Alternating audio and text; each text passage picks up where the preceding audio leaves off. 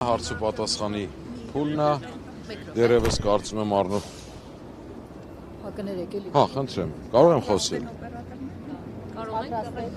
Լավ։ Դերևս նորություն չունեմ, ընթացքում է, միջնորդության քննարկումն է տեղի ունենում,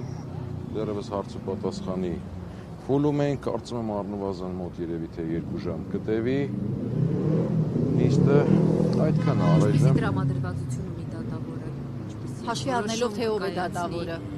Ես չեմ կարող, տրամադրվածությունը մանավանդ փորձառու երկար տարիներ աշխատող դատավորի դեպքում պարզ է, որ նկատելի չի լինի, ավելին տրամադրվածություններով չէ, փաստերով մենք գործ ունենք, իսկ տվյալ դեպքում ակնհայտ փաստերը որ կան, որ կալանքի պետք է չբավարարվի։ Ես մի հարց տամ, քննչականը ինչպես է հիմնավորում իր միջնորդությունը, ինչու է ուզում, որ հենց տանեն կալանքի, հենց Դավիթին եւ ոչ թե նաեւ մյուսներին, ինչով է այդ տարբերությունը։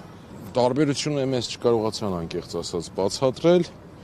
Տարբերությունը կարծում եմ այստեղ ավելի շատ քաղաքական որոշում է։ Այն նկատի ունեմ, որ արժևում ընտրություններ են, այն նկատի ունեմ, որ իրենք ուզում են այդ կերպ երևի նախադեպ ստեղծեն, վախի մթնոլորտը խորացնեն, շարունակեն, որ ընդդիմադիր կլինի ինչ որ մեկը իր դիրքորոշումը, եթե հայտնի, որը ոչ այդքան հաճելի լինի, տվյալ դեպքում գաղափարված լինի, կարծում եմ այստեղ մենք գործ ունենք քաղաքական բռնաճնշման հետ, չնայած երիտասարդը որևէ քաղաքական կողմնորոշում, այսինքն կուսակցական կամ չի, այլ սա պարզապես ընդհանուր երկրի մթնոլորտի ես ճնշում եմ համարում, այն որ ընդհանուր բռնապետական ճնշում եմ համարում այս ամենը։ Ու նաև իմ համար կրկնակի ցավալի է, որ այդ դիպվածը տեղի է ունենում եկեղեցում, իմ համար ցավալի է, որ ստացվում է վարչապետի պաշտոնը զբաղեցնող անձը եկեղեցում ինչ գործունեություններ ծավալում, քարոզչություններ անում, ինչու պետք է զինված անձինք մտնեն եկեղեցի դուրս գան։ Առաջադրված, երբ որ ասում են գործունեությունը միջամտելու նպատակով բռնություն գործադրել պաշտոնյայի նկատմամբ։ Այստեղ եկեղեցին է վայրը։ Համար անհասկանալի է այդտեղ եկեղեցում պաշտոնյա այր հանդես գալիս որպես նշված անձնավորությունը, թե պարզապես մտել էր եկեղեցի։ Այդ ամենը անհասկանալի է։ Քննչականը ասում է, որպես ինչ է հանդես գալիս։ Քննչականը կարող եմ մի ձևակերպման ասել, որևէ մեր հարցին առայժմ սպառիչ պատասխան չի տվել։ Կայի կարգավիճակ ստացել է Նիկոլ Փաշինյանը, որտեղ միջադեպին է եղել, չէ՞, իսկ դուժողի կարգավիճակ։ Մենք բազմաթիվ գործեր ունեցել ենք, որտեղ պետք է դուժողի կարգավիճակ ստանալ, երբևէ այդ համարձակությունը չեմ տեսել, որովհետև եթե դուժող լինի, պետք է հարցաքննվի, պետք է գա դատարան, մենք այդպիսի նախադեպ չենք ունեցել։ Իսկ այլ վկաներ հարցաքննվել են գործի շրջանակում։ Այս պահի դերությամբ չեմ կարող ասել։ Պարոն Հարությունյան, դե բռնություն գործադրել, եթե ասում է, որ բռնություն գործադրել անձի նկատմամբ, այս դեպքում չի ենթադրվում, որ անձը պետք է դուժող ճանաչվի, հատկապես երբ քննչականը նշում է, որ հարվածել է։ Ես նախորդ պատասխանով ասացի, որ դուժող չեն ճանաչում, որովհետև այդ դեպքում պետք է որևէ գործընթացներ լինի տրամաբանությամբ, այո, եթե կա ինչ-որ մեկի նկատմամբ բռնություն, օրենքի տրամաբանությամբ ի նկատի ունեմ, բայց կարծում եմ չի լինի այդպիսի բան։ Դե քանի որ Դավիթին մեղադրում են հենց հարվածելու, իսկ մյուսներին մեկին կազմակերպելու, մյուսին էլ միջամտել, օժանդակելու,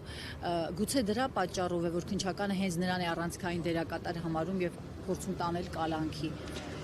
Տեսեք,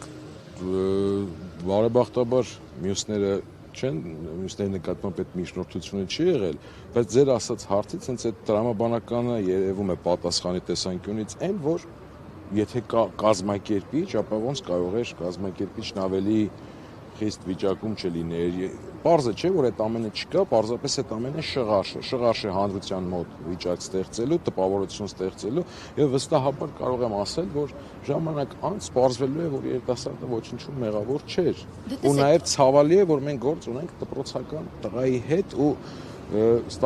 նաեւ գիտեք ինչն է խտրական խոսույթը որ կա էլի, այսինքն նույն իշխանական զանգվածից ես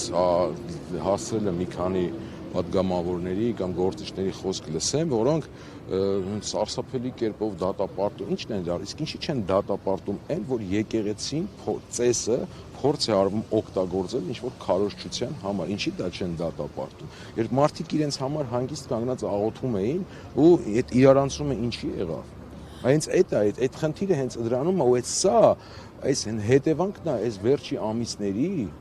այս հակաեկեղեցական լուրջ քարոզչության, այս սրա հետևանքն է, այդ մթնոլորտի ստեղծելու հետևանքն է։ Պարոն Հարությունյան, այնտեղ կադրում երևում է, որ այնուամենայնիվ ձեռքը առաջ է տանում։ Դա հարվածել կարելի է որակել։ Ինչպես կարելի, եթե ձեռքը առաջ տանելը հարվածել է, ուրեմն մենք նոր ինչ-որ տերմինների հետ գործ ունենք։ Ես համենայն դեպս կադրում չեմ տեսել, որ հարված տեղի ունեցել։ Իսկ ինչ վերաբերում է բռնությանը, մենք օրենսդրական մակարդակով նախադեպերով արձանագրված է, որ բռնությունը դա 2 եւ ավելի գործողություններ։ Մենք այստեղ չենք տեսնում այդ բռնությունը։ Իսկ Դավիթին են առաջինը հարվածել, թե ինքն է հարվածել, այսպեսի տեղեկություններ են նաև շրջանում։ Ես տեսանյութ եմ տեսել բազմաթիվ ընդգծած այդ հատվածը կարմիրով ֆիքսված համացանցում, որտեղ երևում է, որ Դավիթի նկատմամբ ինչ-որ ոտնձգություն է լինում։ Դավիթը ինչ-որ մի պահ հայտնվում է գետնին։ Համենայն դեպս այս պահին 18-ամյա երիտասարդին միջնորդելը կալանքի, կարծում եմ սա ավելի շատ պատժիչ բնույթ է։ Այո, առողջական խնդիրներ չեմ ցանկանա բացել փակագծեր, բայց համենայն դեպս այնպիսի խնդիրներ կան, որոնց առկայության պարագայում պետք է այդ միջնորդությունը տեղի չունենա։ Իսկ քննչականը Շատ լավ տրամադրություններ ես չէի ճանաչում, անկեղծ ասած, առաջի անգամ տեսա այսօր լուսավոր երիտասարդներ, շատ դրական տպավորություն թողեց եւ ուրախ եմ, որ ունենք այսպիսի երիտասարդներ, որոնք նույնիսկ այստեղ հայտնվելով իրենց պահում են արժանապատիվ եւ նաեւ շփման ընթացքում երևաց կրթվածությունն ու դաստիարակված լինելը։ Նաեւ դատաբժշկական փորձակցության հետ կապված արդեն պատասխանը եզրակացությունը կա եւ դա դատական նիստում այդ մասին անդրադարձ եղել։ Դատական փորձակնության պատասխանին չեմ անդրադառնա, հարվածի հետ կապված, այս պահին չեմ անդրադառնա դրան, բայց նաեւ կարող եմ ասել, որ այն փաստաթղթերը, որ փաստաբանական խմբի կողմից ներկայացվել էր, բավարար էր, որ այս կալանքի միջնորդությունը չլիներ։ Եկեք ես էլի քննչականը ինչպես է հիմնավորում, որ պետք է օրինակ ոչ թե լինի ստորագրությամբ ազատության մեջ կամ տնային կալանքի տակ, այլ հենց պետք է լինի կալանքի տակ։ Այսինքն ինչ հիմքեր կան ըստ քննչականի։ Հիմքեր ընդհանրապես չկան, բոլորը ենթադրություններ են, չափազանց անհիմն, որ կարող է իբրև նոր հանցագործություն կատարել, նաև պայմանավորված իրավիճակով արժևում ընտրություններ եւ այլն, պարզ է, որ նորից եմ կրկնում, այդ հիմքերը բոլորը մերկապարանոց են, այդ ներկայացված փաստարկները բոլորը անհիմն են, միակ ստեղ խնդիրը, որը ես կարծում եմ, սա նախադեպ ստեղծելն է։ Պարոն Հարությունյան, Գևորգ Գևորգյանին մեղադրում են կազմակերպելու համար, բայց մարդը ասել է, որ երեխաներին չի ճանաչում։ Եթե մեկին չես ճանաչում, ինչպես կարող ես կազմակերպել։ Ես չգիտեմ դա ինչպես կարող ես, բայց ներողություն եմ խնդրում, այն տեսանյութը, որ ես տեսել եմ, ճիշտ է, ես անձամբ ճանաչում Գևորգ Գևորգյանին, բայց շատերը, որ նույն իրավիճակում կանգնած էին, նույն կերպ կարող է համարվեին կազմակերպիչ, դա ինչի կազմակերպիչ, որովհետև կազմակերպում են մի բան, որը տեղի է ունեցել, ինչ կազմակերպվեր։ Այսինքն ինչպես կարող են հարվածելը կազմակերպեն, եթե այդ ամենը նախ հարված չի եղել, երկրորդը այս դիպվածը դա հախորում դրսևորում է եղել այդ լարվածության ընդամենը, որ խոչընդոտվել է ծեսը։ Եկեք դրան անդրադառնանք ու իրավապահ համակարգը հիմա առաջի հերթին պետք է դրանով վարույթ նախաձեռնած լիներ, որ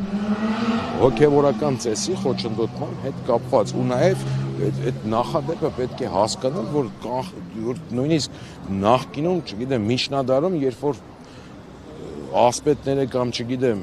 իշխանները մտնում են եկեղեցին, զենքը թողնում էին դուրս, իսկ այսօր ինչ-որ շքախումբով անվտանգությունով մտնում են դուրս են գալի, նորմալ չի էլի այդ ամեն ինչը կարծում եմ։